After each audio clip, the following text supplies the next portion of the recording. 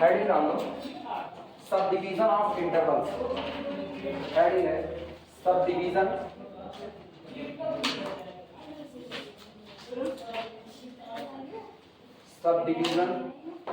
Of intervals.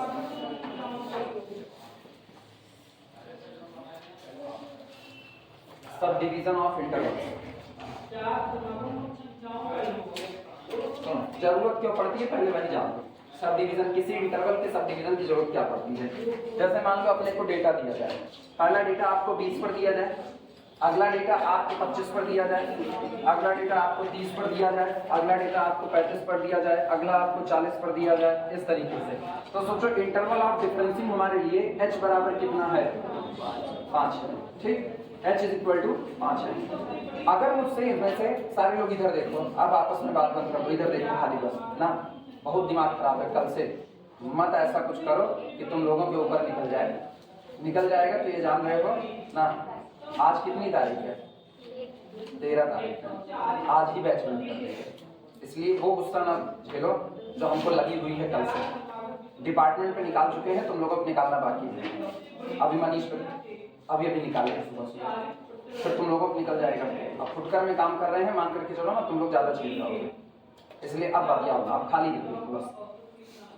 पहला 20 पर, फिर 25 पर, फिर 30 पर, फिर 35 पर, फिर 40 पर, इस तरीके से डिफरेंस दिया गया है। ठीक, अब इंटरवल ऑफ डिफरेंसिंग 5-5 का है। अगर मुझको कोई एक डेटा खाली कहा जाए कि आप निकालिए कि 24 पर वैल्यू क्या होगी, तो हम बैक फॉरवर्ड लगा देंगे क्योंकि टेबल के शुरुआत में है। अगर मुझसे कहा जाए कि आप बताइए 35 और 40 के बीच में 38 पर कितना आएगा, ठीक, पॉपुलेशन दी गई है या मार्क्स दिए गए हैं, इस पर कितना आएगा, तो हम कौन सा लगा देंगे, बैकवर्ड लगा देंगे। तो ये तो हम कर रहे हैं कि मुझसे केवल एक डेटा मांगा जा रहा है। अगर ये कह दिया जाए, जैसे डेटा उसने दे दिया, मान लो जैसे यहाँ पर लिख रहे हैं 20 का डेटा दिया, फिर 25 पर दिया, इसके बाद 30 पर दिया, फिर 35 पर दिया, 40 पर दिया। ठीक, अब इन दोनों पर कोई एंट्री आपको दे दी गई, उसका डिफरेंस हमने निकाला। इस पर मान लो एक एंट्री दी गई f ऑफ कितनी 25, इस पर मिल गया sorry f of 20, f of 25, f of 30, f of 35, इसके बाद f ऑफ 14। हम करते क्या है, इन दोनों का डिफरेंस निकालते हैं, फिर इनका डिफरेंस निकाल लेते हैं। जब तक ये चलता रहता है, कांस्टेंट ना हो जाए, तब तक हम ये काम करते रहते हैं। जैसे मान लो थर्ड डिफरेंस तक आ गया, मान लो डेल्टा 3 f ऑफ x तक आपके पास आया। फिर अगर मुझको 25 से 30 के बीच में मांगा गया या 20 से 25 के बीच में मांग लिया, आपसे 24 मांग लिया, तो आप f of a plus NH formula लगा देते हो एक्सपेंड करके, और आप बता देते हो कि 24 पर वैल्यू क्या होगी, ये आपने बता दिया। इसके बाद अगर वो तुरंत इसी समय मांग ले कि आप हमको बताइए 21 पर, 22 पर, 23 पर, 24 पर, इन पर वैल्यू कितनी होगी, अब वो एक साथ कितना मांग रहा है 4 पर, तो आप हर बार ये नहीं कर सकते हो। हर बार ये होगा कि आपने f of a plus NH रखा। अब सोचो दिक्कत क्या है, निकल तो जाएगा, ऐसा तो नहीं निकलेगा नहीं, क्योंकि मांगा तो उसने बीच का ही डेटा है।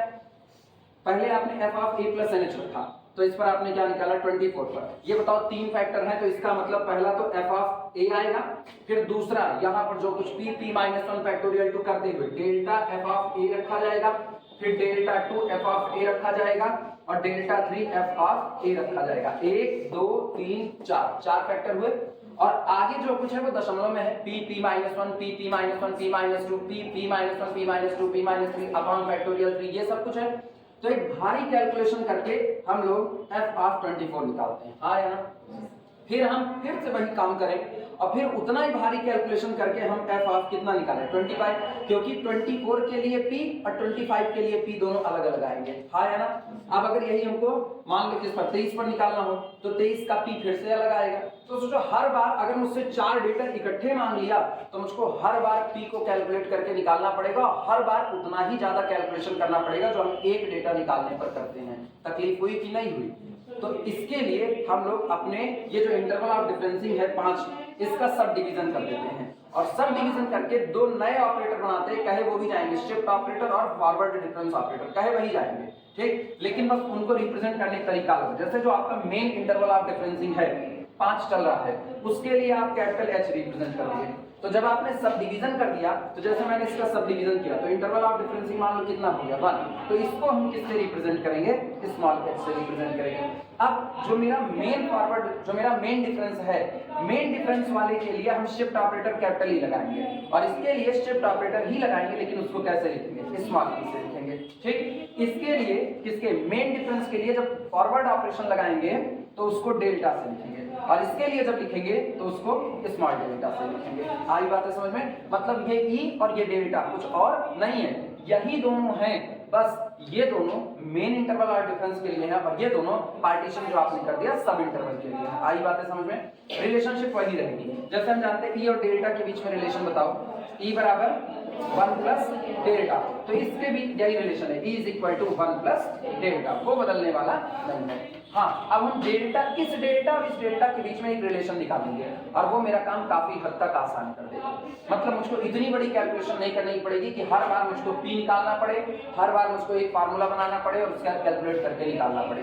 ये तभी काम आएगा जब आपसे इकट्ठे 3 से 4 लोगों का डेटा मांग लिया जाएगा। 20 से 25 तक जाने में कितने लोग शामिल हैं, 21, 22, 23, 24, अगर ये सब मांग लिया गया तो आपको इसी तरीके से करना होगा। कैसे, सब डिवीजन ऑफ इंटरवल से करना होगा। आई बात है समझ में, चलो शुरुआत। नहीं याद रहा, बाय द वे अगर ये नहीं याद रहा तो पहला मेथड तो है ही है, लेकिन मान के चलो पहले मेथड में खूब बड़ा सा करना पड़ेगा, हर बार पी निकालना है, हर बार वही काम करना है, इसीलिए हम इससे बचना चाहेंगे।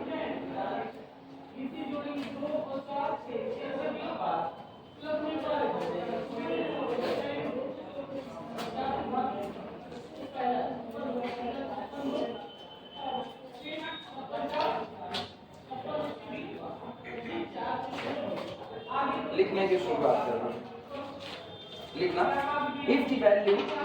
if the values of the function, if the values of the function, if the values of the function, if the values of the function y is equal to f of x, y is equal to f of x, okay, are given at the interval, are given at the interval, at the interval 5, 10 or 20, and it is required, और ये जरूरी है, and it is required, it is required, and it is required to find the intermediate value, to find the intermediate, it is required to find the intermediate value, intermediate values f of 0, f of 1, f of 2 up to so on। ये करें if the values of the function y is equal to f of x are given at the interval 5, 10 or 20, इस तरीके से आपको दिया गया है, और जरूरत किसकी है, at 0 पर वैल्यू चाहिए, at 1 पर चाहिए, at 2 पर चाहिए, मतलब बीच के इंटरमीडिएट के जो पॉइंट हैं उन इंटरमीडिएट के आर्गुमेंट पर आपसे वैल्यू मांगी और एक साथ कई मांगी गई। सिंगल मांगी जाएगी तो हमेशा वही काम करना जो आज तक करते आए हो, लेकिन अगर एक से ज्यादा मांगी जाएगी तो कतई वो काम मत करना, वरना हर बार तुमको पी का कैलकुलेशन दिखाना पड़ेगा, भाई a प्लस एन एच करते हुए तुमको पी निकालना पड़ेगा, वो करने की बात जरूरत नहीं है। Intermediate values this, we can proceed, लिखना we can proceed, we can proceed to obtain these, to obtain these values, we can proceed to obtain these values in usual way, in usual way। तब हम बिल्कुल पुराने तरीके से, साधारण तरीके से हम इसको निकालने की शुरुआत कर सकते हैं, लेकिन आगे रीजन बता रहे हैं, ये आपके लिए भारी पड़ जाएगा, बोझिल हो जाएगा लिखना, बट लेकिन but it is cumbersome, cumbersome का मतलब बोझिल हो जाना, but it is a cumbersome method.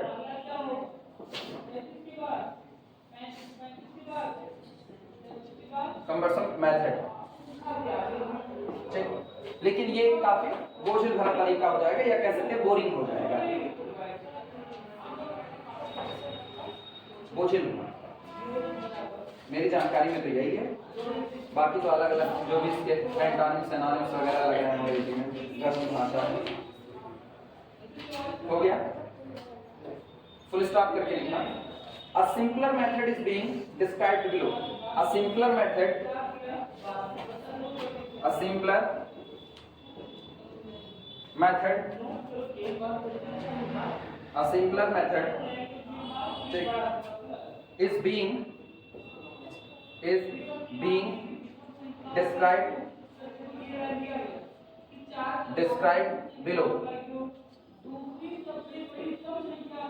नीचे आपको एक आसान मेथड दिया जा रहा है।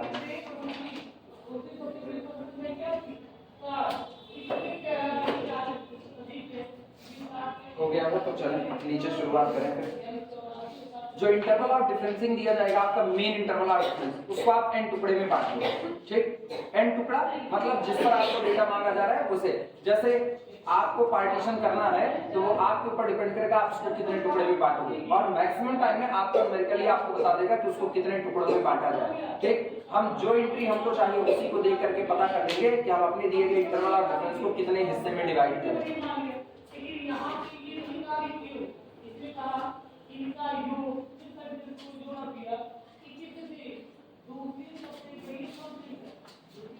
ये सेमेस्टर सिस्टम ना इतना गंदा सिस्टम है, इतना गंदा सिस्टम है। लड़के इतना फ्री माइंड हम लड़कों को कभी नहीं देखे, उनको एग्जाम का डर ही नहीं।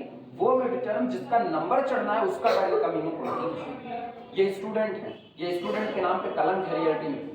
10 बजे का मिड टर्म है, 10 से 11 तक 1 घंटे का मिड टर्म होना है।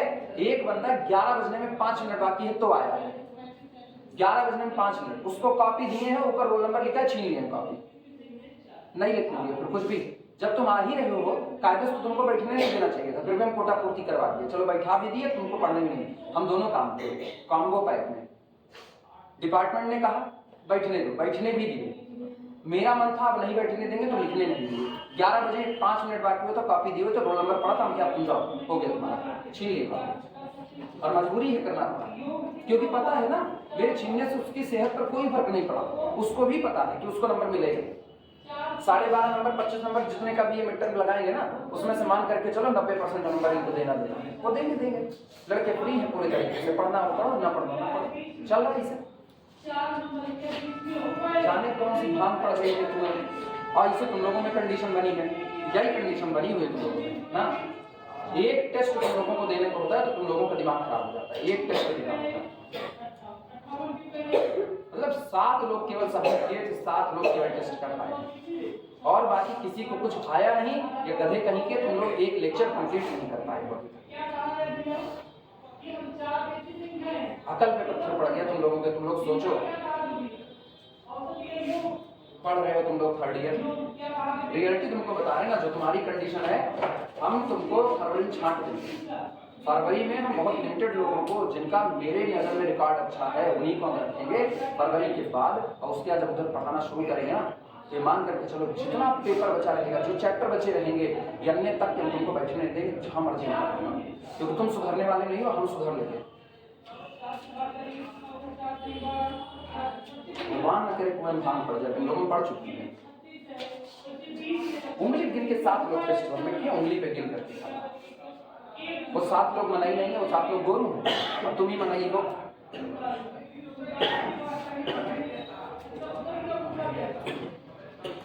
प्रोसेस की शुरुआत, let capital H the interval of डिफरेंसिंग,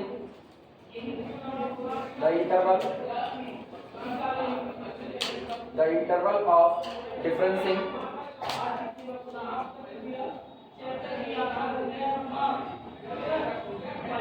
let capital H the interval of differencing be divided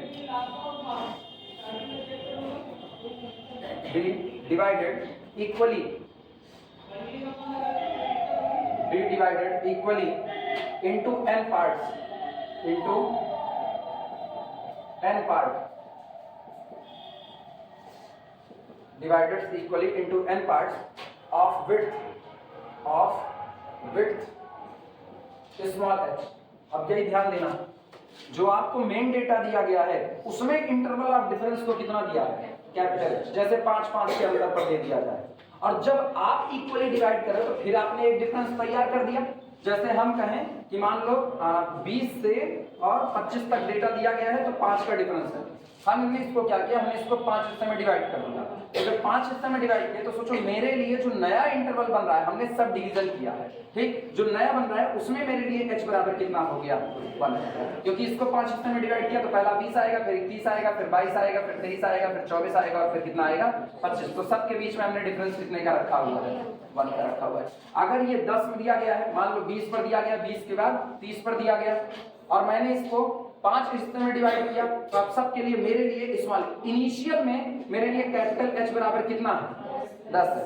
और जब मैंने सब डिवीजन किया तो सब डिवीजन पर स्मॉल h बराबर कितना कर दिया मैंने, तो 5 हिस्से में डिवाइड कर दिया। आई बात है समझ में? तो बस सिंबल वही रहेंगे, मीनिंग वही रहेगी, लेकिन अब चूंकि हो क्या रहा है, वो नए के लिए लिखे जा रहे हैं, जो आपने नया सब डिवीजन तैयार किया उसके लिए, इसीलिए कैपिटल की बजाय क्या लिख देंगे, स्मॉल। नॉर्मली हम स्मॉल एस से लिखने लगे थे, हम लोग नॉर्मली स्मॉल एस से ही इंटरवल और डिफरेंस को बताते थे, लेकिन अब चूंकि हमको दो व्यवस्थाएं एक साथ डील करनी है तो जो मेन व्यवस्था है उसको कैपिटल एस से कर देते हैं और जो हम तैयार करें उसको स्मॉल एस से कर देते हैं।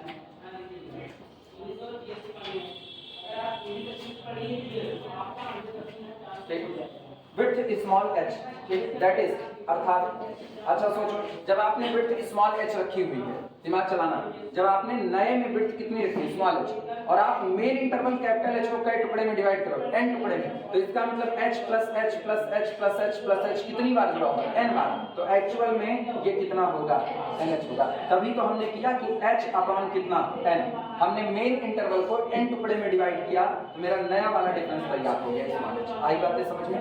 लिखना इस चीज को, that is capital H is equal to NH, ठीक। दोनों साइड में स्मॉल a, जो आपका पहला आर्गुमेंट है उसको ऐड कर दो, तो this implies that a plus h is equal to a plus कितना, NH।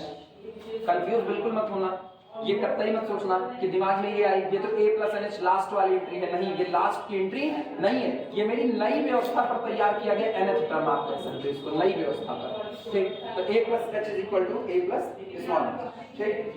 अब ये बताना, यहां से आपको मिलता है, इसका मतलब f of a plus h is equal to f of a plus NH, आया ना, लिखा जा सकता है, नोट करो।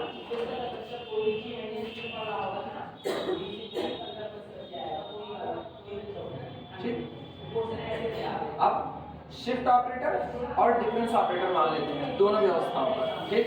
मेन व्यवस्था जो आपको दी गई थी उसमें शिफ्ट ऑपरेटर कैपिटल ई और फॉरवर्ड डिफरेंस ऑपरेटर डेल्टा होगा। जो आपने नया तैयार किया है उसके लिए आपको सिंबल इजाद करने हैं, हम कैपिटल ई तो नहीं मान सकते, उसका रीजन है, अगर आप शिफ्ट ऑपरेटर कैपिटल ई मान रहे हो तो ये आपके मेन वाले का है, जो आपका मेन डिफरेंस दिया गया था, वहां अगर शिफ्ट ऑपरेटर एक एक यूनिट पर आगे बढ़ा रहा होता, जब आप नए पर इसी चीज को कैपिटल ई लिखना चालू कर दो तो वो भी कितना बढ़ाएगा, एक, जबकि ऐसा कोई जरूरी नहीं है। लिखना, if capital E comma delta and small E comma small delta, ठीक, are the operators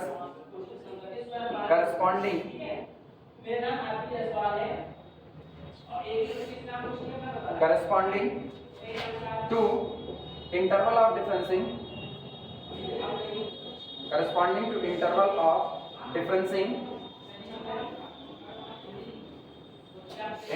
differencing capital H and small h respectively,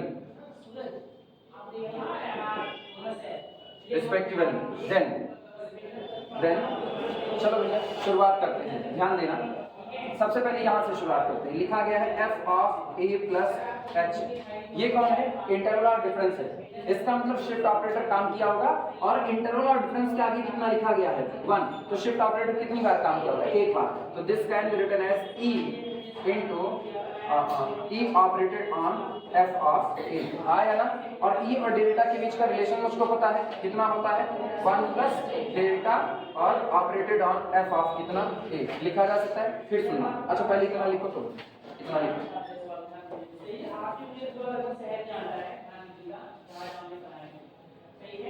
चलिए क्वेश्चन पढ़ते हैं।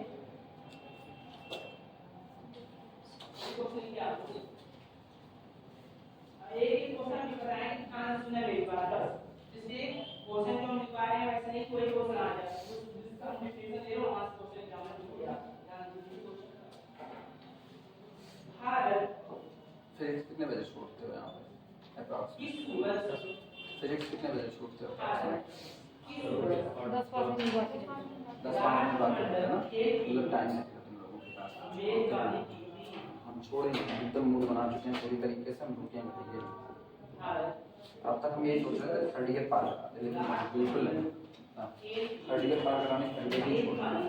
अब नफा नुकसान तुम लोगों के हाथ पे है, मेहनत कर सकते हो, 10 मिनट का रास्ता होगा तो पहुँच सकते हो 10 मिनट के रास्ते पे। और नहीं मेहनत कर सकते तो बिल्कुल तुम लोगों को भी संतोष करना पड़ेगा फिर ना, क्योंकि हम फिक्स बस 20 का तो भी नहीं अपने तो भुगतान हो रही है हर काम से। और ऐसा ही रहना, हम ऐसे ही है ना, हम डिपार्टमेंट नहीं छोड़ देंगे, हमको उधर भी रहना है, उधर भी वही नौकरी है। एफ ऑफ ए प्लस, जो ए प्लस एच है उसी के बराबर कौन है, ए प्लस एन एच। तो f of a plus N H is equal to, फिर गौर करना यहाँ के लिए क्या करेंगे, यहाँ के लिए स्मॉल ई करेंगे। तो स्मॉल ई ऑपरेटेड ऑन किस पर, F of A, F of, क्योंकि ये ई इस इंटरवल ऑफ डिफरेंस के लिए लिखा गया है। आई बात समझ में, ठीक, कितना एन टाइम्स, हाँ ये ध्यान रखने की बात, कितनी बार किया, एन टाइम्स। अच्छा अब ये बताना, ये शिफ्ट ऑपरेटर है, इसका और डेल्टा के बीच का रिलेशन वही है 1 प्लस डेल्टा, तो 1 plus delta to the power कितना n, और बाहर कौन है, एफ ऑफ ए। अच्छा अब दिमाग चलाना, ये बताओ अभी अभी तो तुमने कहा कि f of a plus h, f of a plus N H के बराबर है, तो जिसका लेफ्ट हैंड साइड बराबर है उसका राइट हैंड साइड बराबर होगा। तो कंबाइंड में इन दोनों को कहें तो this implies that 1 plus delta to the power n F of A बराबर है 1 plus delta F of A, हाँ या ना। इसका मतलब एफ ऑफ ए इस पर ये दोनों ऑपरेटर काम करते रिजल्ट बराबर आता है, यानी ये दोनों ऑपरेटर आपस में कैसे बराबर, यानी this implies that 1 plus delta to the power n is equal to 1 plus delta, यानी this implies that 1 plus delta is equal to 1 plus delta to the whole power 1 upon n। सही है गलत? Actually हो क्या रहा है ना, हम न्यूमेरिकल लगाने से पहले एक फार्मूला तैयार करें, वो फार्मूला जो मेरे द्वारा तैयार किए गए नए इंटरवल ऑफ डिफरेंस पर मुझको आसानी से रिजल्ट दे देगा। वो तभी हो सकता है जब हम इस डेल्टा और इस डेल्टा के बीच में एक रिलेशन निकाल दें। वही रिलेशन, अब रिलेशन मिल चुका है, रिलेशन यही कि 1 plus delta is equal to 1 plus delta की पावर 1 बाई n। अब हम क्या करेंगे, सारा काम इससे करेंगे, और सब डिवीजन तो मैंने ही किया हुआ है। जैसे 5 टुकड़े में बांटा तो ये हो जाएगा 1/5, 6 टुकड़े में बांटा तो 1/6, ठीक, वो मेरे ऊपर डिपेंड करेगा हम कैसे काम कर रहे हैं। और फिर इस डेल्टा की वैल्यू निकाल करके हम लोग आर्गुमेंट देंगे या एंट्री देंगे। आई बात समझो, आसान बहुत है, पहले एक बार ऐसे सीख लो फिर बताते हैं। इतनी बात समझ में आई, और आगे का मत सोचो, कितना समझ में आया ये बहुत है।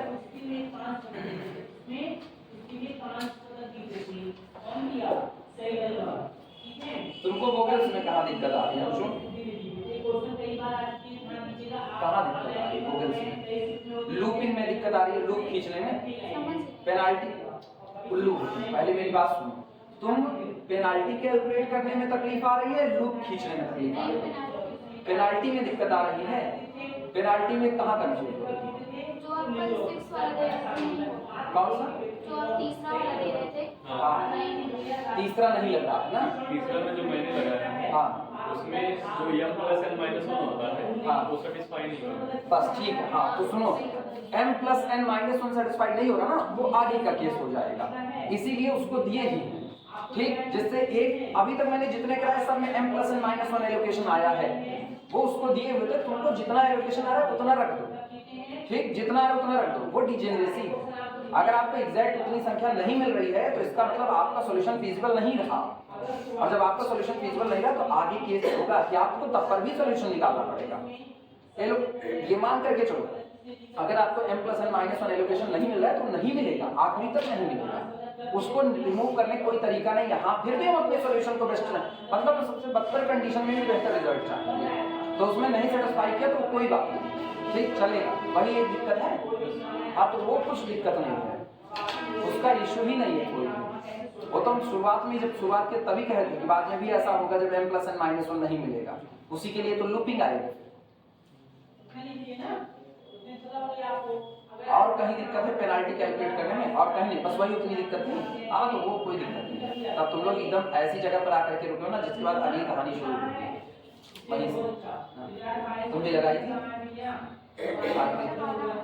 क्या थर्ड में 112 आ रहा था? हाँ आंसर क्या बताएंगे, आंसर नहीं बताएंगे, 112 ही सकता है।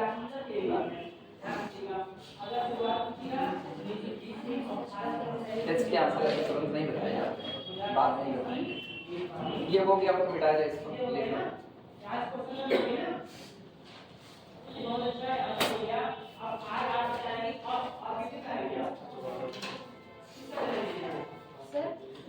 सेकंड क्वेश्चन ये है, हाँ हाँ उसमें रो और कॉलम टाई हो जाता है, हाँ तो उसमें सॉरी रो और कॉलम में से पेनाल्टी बराबर हो गई।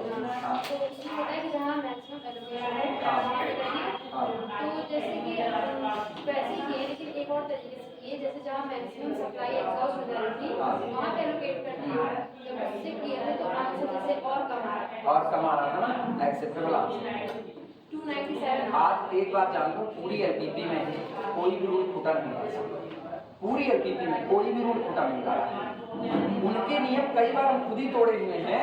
उन्होंने कहा कि जहां मैक्सिमम एलोकेशन हो वहां पर, मेरे को वहां एक बात समझ आई, कई सवाल ऐसे मिले जिसमें मैक्सिमम एलोकेशन हो तो रहा था लेकिन कितना हो रहा था, कितना हो रहा था? जैसे इधर इधर मैंने देखा दो जगह पर, दोनों में 1 ही रुपए का फर्क है। कितने का? 1 रुपए का फर्क है। लेकिन जब हम यहाँ एलोकेट कर रहे हैं तो यहाँ पर पता चल रहा है 8 का एलोकेशन आ रहा है, 8 का, और यहाँ पर एलोकेट कर रहे हैं तो यहाँ पर मेरे को एलोकेशन जो आ रहा है वो ठीक 1 कम 7 का आ रहा है। ठीक, अब कायदे से मुझको 8 वाले पर कर देना चाहिए, लेकिन मैंने देखा 7 वाले के पास कॉस्ट ऐसी थी ना, वो मेरे को और कम दे रही थी। तो जब ये कॉस्ट मुझको और कम दे रही थी तो कई बार उसको छोड़ करके यहाँ एलोकेट कर दिया, मेरा सोल्यूशन और कम आया, वो भी आपका ठीक है। तो रूल कोई यहाँ पर फूटा का, वो रूल जो लिखे गए ना वो बहुत एक्यूरेट नहीं लिखे गए, पूरी एलपीपी पूरी एक्यूरेट नहीं है, पूरी एलपीपी एक्यूरेट नहीं है। तो रूल जहाँ पर ऊपर नीचे होता है हम अपने हिसाब से बैलेंस कर देते हैं। जैसे उसका कोई रूल नहीं है, पेनाल्टी टाई कर जाए तो पेनाल्टी टाई कर जाए, या फिर लीस्ट कॉस्ट जो लेते, इसीलिए हम दोनों करके दिखा दिए कि आप 4 लो तब पर भी 0 मान करके चलो तब भी चलेगा, आप 4 लो नेक्स्ट लिस्ट कॉस्ट 5 लो तब भी। और ऐसे जितने सवाल थे मैंने सबको लगा करके उसमें देखा, कहीं कुछ नहीं फंसा। हर बार यही कंडीशन होती है, आप रूल तोड़ सकते हैं, मैंने 0 लिखी सब। कोई दिक्कत नहीं। रूल से 300 दिया था हाँ। और पैसे 297 है। तो वो 297 एक्सेप्टेबल है क्योंकि मेरे को कॉस्ट मिनिमा करनी है ना, कोई दिक्कत नहीं। इसके रूल में पूछा नहीं रहा, हाँ नहीं सही सबसे कम वाला रहेगा। लेकिन कैसे जानेंगे कि किसका? वो करके देखना पड़ेगा, करके देखना पड़ेगा ना। सुनो, तुम्हारे में दिक्कत तब तक नहीं है जब तक वो तुमसे केवल और केवल फीजिबल सॉल्यूशन कह रहा है, तब तक कोई दिक्कत नहीं है, ठीक है। जहां उसने ऑप्टिमल कह दिया ना, ऑप्टिमल कह दिया, अब दिक्कत है। ऑप्टिमल में एक ही सॉल्यूशन हो सकता है, एक से ज्यादा नहीं। फीजिबल वाले में तो आप लीस्ट कॉस्ट से निकालोगे कुछ और आएगा, गूगल से निकालोगे कुछ और आएगा, नॉर्थ वेस्ट कॉर्नर से कुछ और आएगा, और आपने एलोकेशन बदल दिया तो कुछ और आएगा। तो वो तो फीजिबल है।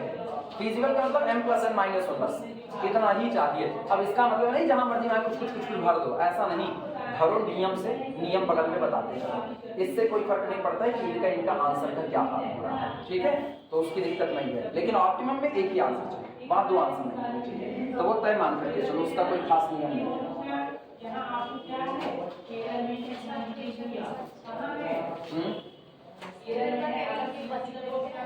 क्या? यही अच्छी गणित है, अंदाजे पर चलती है। तुम्हारे टेंसर से लाख होना चाहिए, टेंसर से लाख होना चाहिए लिखना। दिस इंप्लाइज दैट 1 अभी हो सकता है किसी को फ्री लाइट टेंसर नहीं होता तो ज्यादा बेहतर था मे बी, लेकिन जब टेंसर पढ़ते तो तुमको पता चलता है कि वो तुमको ज्यादा सेटर देता है। इसको एक काम करो, इसको तुम बाइनोमियल से एक्सपेंड करो, बाइनोमियल से एक्सपेंड करोगे तो कितना होगा 1 + nx, यानी 1 plus 1 by n delta plus n minus 1 upon n 1 upon n minus 1 upon factorial 2 delta 2 plus up to सो और आगे लिखने की जरूरत नहीं है, नोट करो। एक्चुअली ना मुझको एग्जैक्ट डेल्टा निकालना है, एग्जैक्ट डेल्टा कितना है, स्मॉल वाला डेल्टा, तो इसीलिए ये सब करना चाहिए। अब क्या इस 1 से ये 1 कैंसिल आउट हो जाएगा, तो आपको मिला this implies that delta is equal to 1 upon n delta plus 1 upon n 1 upon n minus 1 upon factorial 2 delta square plus up to so on. सुनो भैया, डेल्टा मिल चुका है, ये डेल्टा मिला है इस कैपिटल डेल्टा के टर्म में मिला है, लेकिन याद करो जब आपको डेटा कैलकुलेट करना होता है तो आपको केवल फर्स्ट डिफरेंस की ही जरूरत पड़े ऐसा तो नहीं, आपको फर्स्ट डिफरेंस भी चाहिए होता है, आपको सेकंड भी चाहिए होता है, आपको थर्ड भी चाहिए, आपको फोर्थ भी चाहिए, जिसकी जरूरत है वो आपको चाहिए। पॉसिबिलिटी है कि नहीं? तो अभी तक तो मैंने केवल एक ही निकाला, दूसरा तो मेरे पास है नहीं, कोई दिक्कत नहीं। दूसरा कौन होगा? दूसरा होगा डेल्टा स्क्वायर। ये आपका एक बार निकला। ये मत सोचना इनफाइनाइट सीरीज है, ये डेरिवेशन है, तो डेरिवेशन में इनफाइनाइट सीरीज है। अगर आप न्यूमेरिकल लगाने जाओगे तो हो सकता है दो ही टर्म तक जाए। अब दो ही टर्म तक जाए तो क्या तुम delta square a plus b का होल स्क्वायर निकाल सकते हो कि नहीं? अगर ये तीन टर्म तक जाएगा तो a plus b plus c का होल स्क्वायर हम निकाल सकते हैं। क्यूब करना होगा हम वो भी कर सकते हैं, और हमको पता है हम लोगों की कोर्स में कोई भी डेटा मैक्सिमम ऐसी कंडीशंस में डेल्टा 3 या डेल्टा 4 के ऊपर नहीं जाता। इतने तक हम लोग नॉर्मली कैलकुलेट कर लेते हैं। आई बातें समझ में? चलो देखो, ये तो हो गया डेल्टा आपका, तो डेल्टा 2 निकाल देते हैं। पहले ये लिख लो,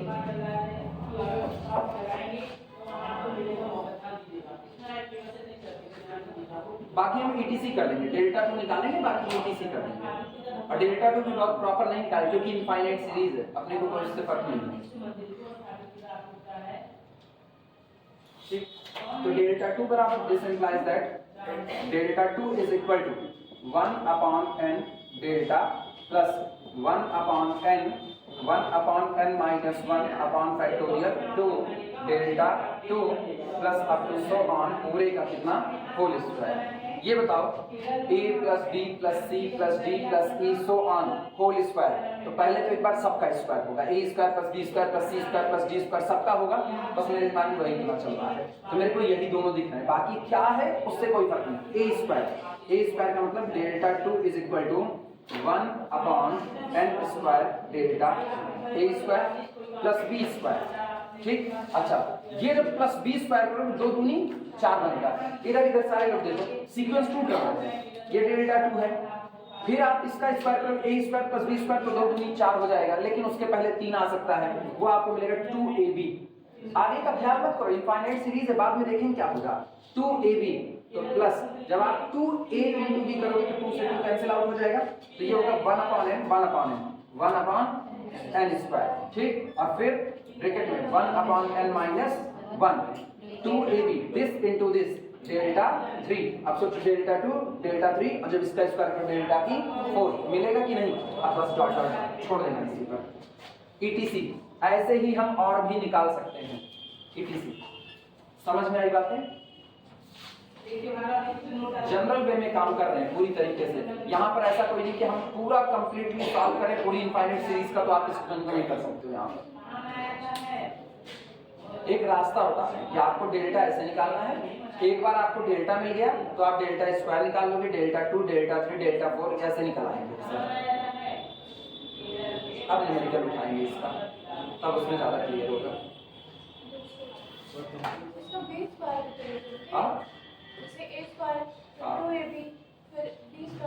बच्ची इनफाइनाइट सीरीज है, कहाँ लिख सकती हो? तो हमने मान लिया ऐसे लिखा गया होगा, मान लिया।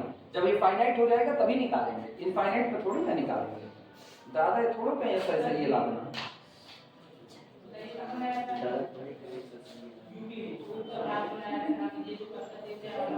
हाँ, एक तो तुम लोग इसी पढ़ा रहे हैं, वही नहीं पढ़ पा रहे हो। अब इनफाइनाइट एक्सपेंशन करवाएंगे तो तुम लोग और भी गड़बड़ा जाओगे।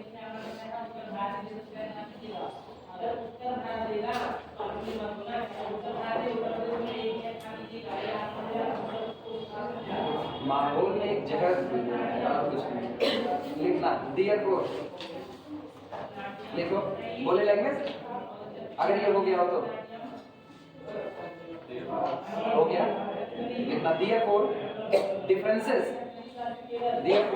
differences ये वाले स्मॉल डेल्टा वाले delta delta 2 delta 3 up to so on differences these therefore differences these can be obtained प्राप्त किए जा सकते हैं therefore differences delta delta 2 delta 3 so on can be obtained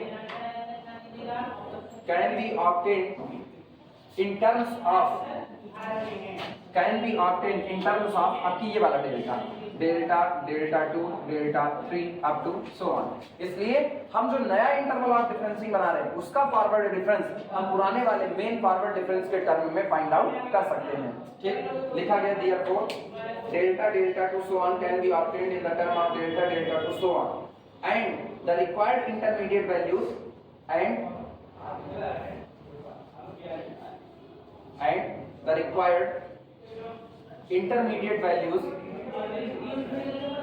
the required intermediate values can be obtained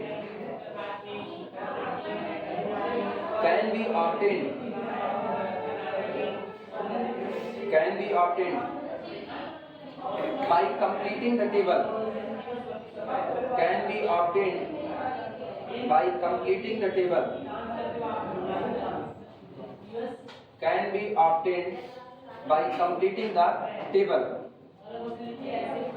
ठीक by completing the table बस इतने proof ठीक। हम टेबल बना करके बाकी की हम सारी कैलकुलेशन और आगे कर सकते हैं। आगे भाई फार्मूला इस्तेमाल करेंगे कौन सा e की पावर n स्मॉल e की power n f of a is equal to 1 plus delta की power n f of a उसको करेंगे वो सब छोड़ो उतना नहीं लिखना थ्योरी। अब हम न्यूमेरिकल करते हैं। न्यूमेरिकल में देखो कैसे बड़ा ये भी जाएगा लेकिन उसके कंपैरिजन में ये ज्यादा आसान पड़ेगा तुमको।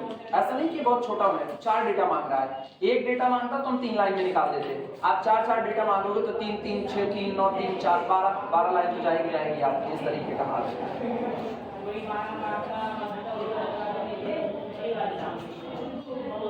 ये पता नहीं कैसे मेरे से छूट गया था, इसको हम कभी पढ़ाई नहीं, कभी नहीं पढ़ाए। ये पहली बैच है जिसमें हम इसको पढ़ा रहे, जाने कैसे ये छूट गया मेरे से। पन्ना पलट गया, ये क्या हुआ या मेरा मन नहीं था। मन तो ऐसा हम कह नहीं सकते मेरा मन ना रहा हो। हाँ कई चीजें रियलिटी में ये सब डिवीजन में पहली बार पढ़ा है। मेरे कोई भी नोट्स उठा करके देख लो पुरानी वाली सब डिवीजन पहली बार पढ़ा है। इसके पहले मैंने पढ़ाई नहीं थी। प्रॉब्लम लिखना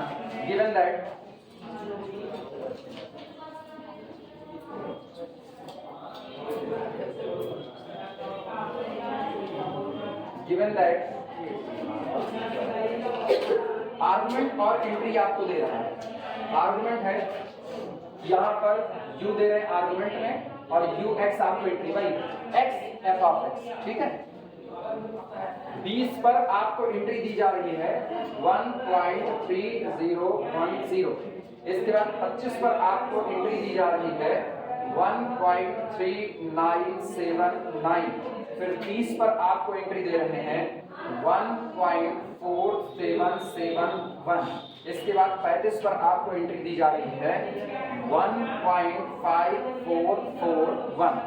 और क्या है find out U21, U22, U23 and U24 4 data मांगा है।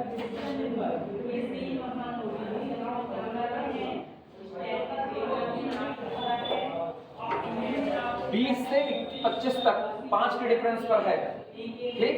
और 21 के बाद तुरंत 22 मांगा, 22 के बाद 23 मांगा, 23 के बाद 24 मांगा। एक एक का डिफरेंस मांग रहा है कि नहीं। तो जो नया डिफरेंस तैयार करोगे वो एक एक का तैयार करोगे। कैसे तैयार होगा, इसको 5 से क्या लगा दो डिवाइड लगा दो। जो पुराना डिफरेंस था 5 उसको 5 से डिवाइड लगा दो। मतलब यहाँ पर कायदे से कहा जाए तो मेरे लिए n बराबर कितना है 5। अगर n बराबर 5 है तो अपने दिमाग से सोचना 1 plus delta is equal to 1 plus delta to the power 1/5। यही काम करना है। आई बात समझ में। तो ये जो है ये आपको इन्हीं को देखने से और इनको देखने से पता चलेगा कि आपको दिया क्या गया है और आपको चाहिए क्या, इतने से आपको मिल जाएगा। आई बात समझ में? चलो शुरुआत करें।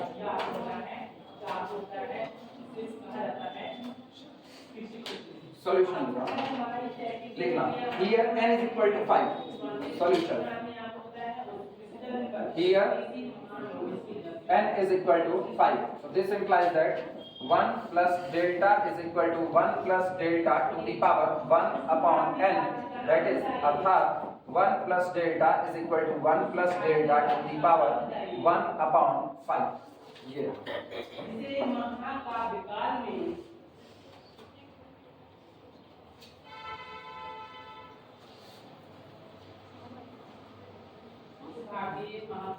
हो गया। अब सुनो, अंधी एक्सपेंशन मत करना, पहले यहां से अंदाजा लगा।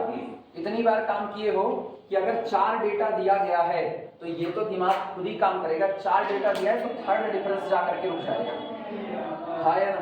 4 डेटा दिया गया, जैसे f of a plus h, f of a plus 2h। अगर नहीं भी काम करे ना, रफ कैलकुलेशन पहले करना, f of a plus 3h। 4 हैं तो पहले ये दोनों घटेंगे, फिर ये दोनों, फिर ये दोनों। अब बताओ ये डेल्टा f ऑफ x आएगा कि नहीं आएगा? पूरा निकालना नहीं है, बाद में टेबल बनाएंगे लास्ट में। पहले ये पता कर लो। नॉर्मली तुम जाओगे तो इसका एक्सपेंशन चलता चला जाएगा, लेकिन तुमको कहीं पर रुक जाना पड़ेगा, क्योंकि ऐसे आप इनफाइनाइट तक नहीं जा सकते हो। आपको ये भी देखना आपका डिफरेंस कितना है। फिर इसके बाद क्या होगा, जो यहाँ 3 लोग आए हैं, इनका डिफरेंस, फिर इनका डिफरेंस कौन बनाएगा? Delta 2 f of x। अब यहाँ आया अगर यहाँ, और इनका डिफरेंस आपको क्या बनाएगा? Delta 3 f of x। बस 3 तक रुक गया कि नहीं? चौथा तो आपको मिलेगा ही नहीं।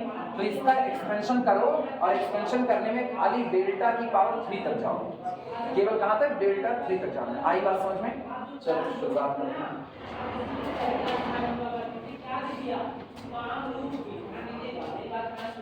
एक्सपेंड करो, लिखना, this implies that 1 plus delta is equal to 1 plus nx, तो 1 plus n, 1 upon 5 delta, 1 plus nx plus n minus 1 upon factorial 2 delta 2।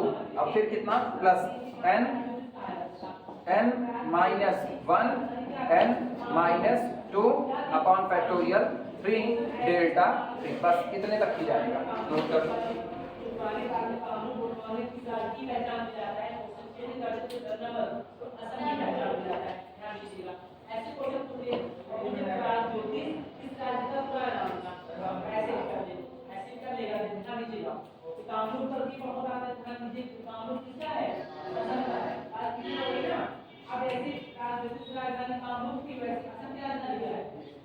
समझ में आई बातें की?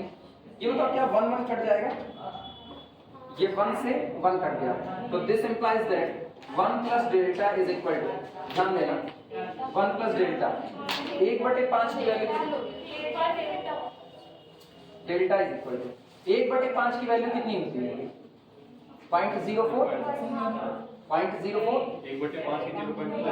0.2, हाँ जो भी, मतलब अपने वॉइस से बोल रहे हैं 0.2। तो इसके लिए हम लिख रहे हैं 0.2 डेल्टा। इनका हाल देखना, 1/5, अब 5 1 5 और 1 कम, -4/5 अपॉन फैक्टोरियल 2। इसको काटोगे तो कितना आएगा? 0.04 या 0.08? 0.08, तो प्लस या माइनस? माइनस 0.08, और ये कितना रहा? डेल्टा। हाँ यार, पूरा डिवाइड करो, कितना? 0.04। अच्छा 0.04, हाँ ये चेक कर लेना, 0.04 डेल्टा। क्लियर हुआ? अच्छा अब इनमें करोगे तो 5 दूनी 10, यहाँ से और 10 में से 1 कम, 9/5 माइनस 4/5, और इधर से 1/5। इसका देखो, इसका 0.048 तक कहीं जाएगा, डिवाइड कर लेना, चेक करो। ये 0.2 है, ये 0.04 है, तो अगला निश्चित तौर पे 0.2, फिर इसका 2 दूनी 4 और 4 दूनी 8, 0.048 जा रहा होगा। चेक कर लो, हम रुके हुए थे।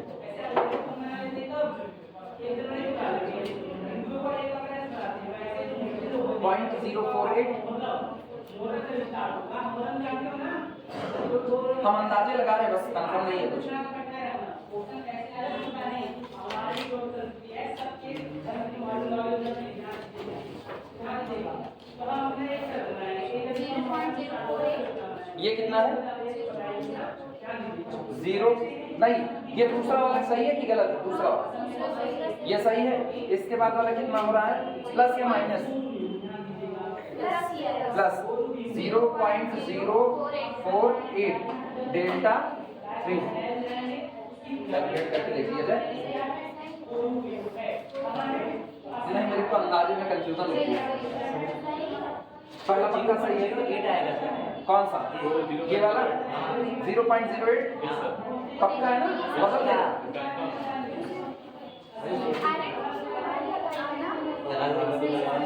ये बच्ची सही सही बताओ, कुछ गलत हुआ तो गड़बड़ाएगा। नहीं बताओ, हम कैलकुलेटर उठाएंगे। अब सब सही है? चलो, ये डेल्टा है। सुनो, डेल्टा तो कोई आपको दिक्कत नहीं देगा। रीजन, डेल्टा 3 तक जा रहा है, मेरे को कोई तकलीफ नहीं। डेल्टा 2 मुझको बड़ी तकलीफ देगा, लेकिन अब तो मुझको ये डेल्टा भी निकालना है, डेल्टा 2 भी निकालना है, डेल्टा 3 भी निकालना है। मुझको तीनों निकालना पड़ेगा। तो देखना, डेल्टा 2 अब निकाल लेते हैं। डेल्टा 2, अब सुनो, इसको हम ऐसे डिब्बे में बंद कर देंगे, ये मेरे लिए काम आएगा बाद में। ठीक, अब डेल्टा 2 निकालते हैं। अपना अपना दिमाग दौड़ाओ। जब आप डेल्टा 2 करोगे मतलब आप पूरे का होल स्क्वायर मार रहे हो, हाँ या ना? जब पूरे का होल स्क्वायर मारोगे तो ए स्क्वायर करोगे तो यहाँ डेल्टा 2 बनेगा। सही या गलत? इसको नंबर को अभी छोड़े रखना, नंबर बाद में देखा जाएगा। जब आप इसका स्क्वायर करोगे तो आपको 0.2 का होल स्क्वायर डेल्टा स्क्वायर मिलेगा, जो कि आपके टेबल में मिलेगा आपको। ठीक, जब आप इसका करोगे सारे इसका, तो ए स्क्वायर प्लस बी स्क्वायर में 2 दूना 4, लेकिन आपके पास डेल्टा 4 है ही नहीं, हाँ या ना? तो क्या इसको स्क्वायर करने का मेरा कोई मतलब निकला? नहीं निकला। इनका करोगे तो 3 दूना 6, वो भी मेरे मतलब का नहीं है। 2ab करोगे तो डेल्टा और डेल्टा 2 डेल्टा 3 वो मेरे मतलब का है, लेकिन इनका प्रोडक्ट फिर मेरे मतलब का नहीं है। एक्चुअली में a plus b plus c का होल स्क्वायर है, a square plus b square plus c square plus 2ab plus 2bc plus 2ca, यही होता है।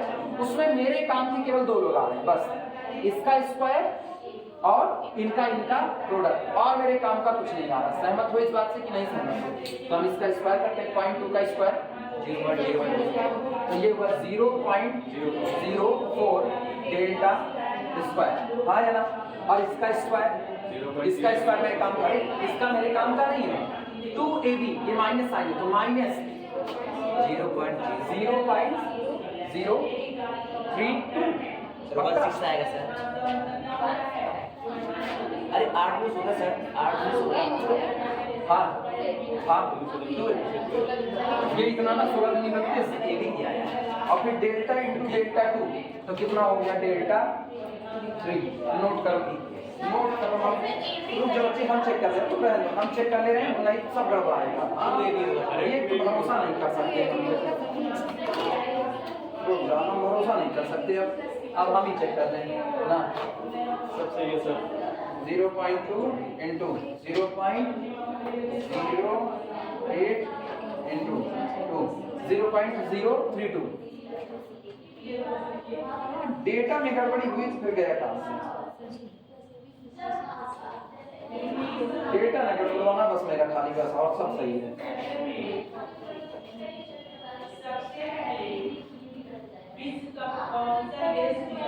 हाँ, आप बोलो तुम।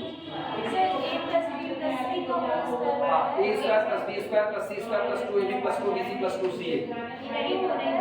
हाँ, 2 होता है, 2 नहीं होगा, इनको पता नहीं 2 होता है। सुनो बच्ची, होता है। अभी ये सवाल कल भी चलेगा, अभी टेबल कहाँ बनाए हैं?